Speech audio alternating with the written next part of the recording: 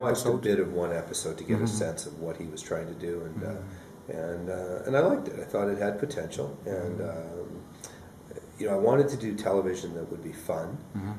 I'm working with a group of people. 11 Entertainment are such a treat to deal with in terms of everything from contracting to casting and web development and social media. Do you know them before or no? It was a complete cold call on their part. We knew people in overlapping circles, but I did not know anybody at 11. They have various companies. I mean, I think they have office in Toronto, States, LA, and Sydney.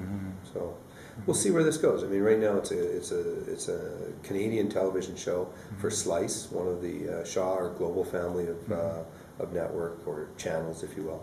And I'm looking forward to getting it on air this fall. Yeah. Have you guys finished casting? And actually, before I get to the casting question, like, were you involved in selecting the business itself, or you're not involved? Like, to me, one thing that challenges me, I thought, was if in each episode, my understanding is there are two business, and then you explain all the risks, and you can tell us more about that. But then the investor picked one deal and you got the other, right? So right. You can't be both dads, or can be one dad or one good, or our hope. So to go back, you're absolutely right. Yeah. Premise of the show is that there'll be a young couple, whether they're young or old doesn't matter, but there'll be a couple who are willing to invest a good portion of their savings. So that makes it high risk, high stakes for them, which comes down to the concept of risky business. Right.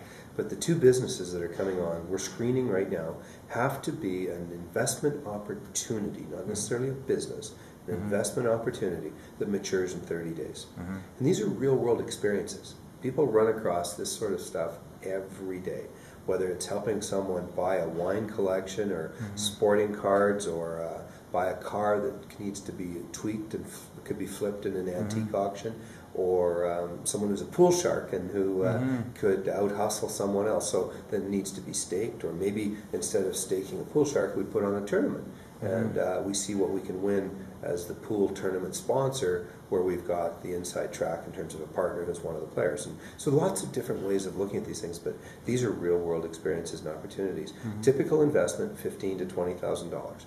Some will have higher risk and therefore higher reward, and you're absolutely right. Whatever the investing couple doesn't take becomes my investment. Did you get a say, or did someone from your company get a say on what opportunities get to be on the show? After all, I mean, we are talking about real money. I mean, your money plus I guess more importantly, the investors' money. By the end of the show, I'll have $250,000, give or take, invested in 12 different investments. And the entrepreneurs who've come on the show, similarly, in aggregate, will have that kind of money invested, $10,000 to $20,000 per show. So there's a risk that I will guide them to something that they may not have ultimately wanted. But I expect I can be pretty balanced and pretty pragmatic in how I approach coaching people on the risks and the pros and the cons of each investment. And they get to make their own decision. Right, but going back to your question, which is, are we involved with selecting the businesses? First of all, I'm involved with the casting call. So we took my profile, to put it out there and say to the marketplace, hey, we're looking for people who want to play along, either as investors or as entrepreneurs. Now, the investments that are coming in with entrepreneurs are coming in right now, and I've got about a dozen of them that I need to review. And if any of them don't pass the muster in terms of having a possibility of return with people who I find credible, then we'll pass on them. And that's the work. I have a colleague, David Waslin, who's been looking after the entire portfolio of 30 Dragon's Den investments that I've actually closed.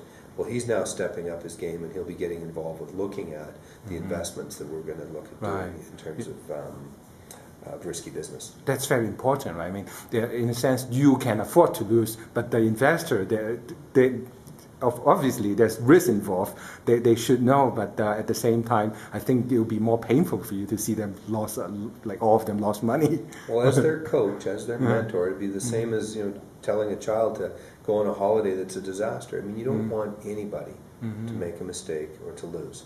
So they'll have an opportunity. I suspect if we have enough investment opportunities, we'll be able to present a lower risk, maybe lower return opportunity, as well as a higher risk, higher return opportunity, so that people will have that opportunity, like in Deal or No Deal, to be going, what do we do? Which one do we take? You know, because this looks like it's going to work, but this one looks exciting, and we really need the big money. And so this will be a debate for them to have fun with. Right. So the kick for you in this show would make can I put it this way? Would it be you taking the opportunity to explain all the risk and rewards and intricacy of a deal itself, and then kind of imparting on the viewing audience how to look at risk and rewards? Well, you know, you've captured what for me is the essence of the show. It's presenting investment opportunities that are not conventional. It's the unusual opportunity that exists in everyday life. So my opportunity to present them, to explain to people, the viewing audience as well as the investors that are on the show, to understand the intricacies of the risks and the rewards that are going to be made available to them. So that's kind of first for me. Secondary is the fact that I'll actually make an investment. You know, I have lots of investments, I have lots of deals. I don't need more of that. So the opportunity to help and coach people, and certainly it's in my interest personally, just the way I look at life, is to help people be better. And if I can help someone make a few bucks, I certainly will.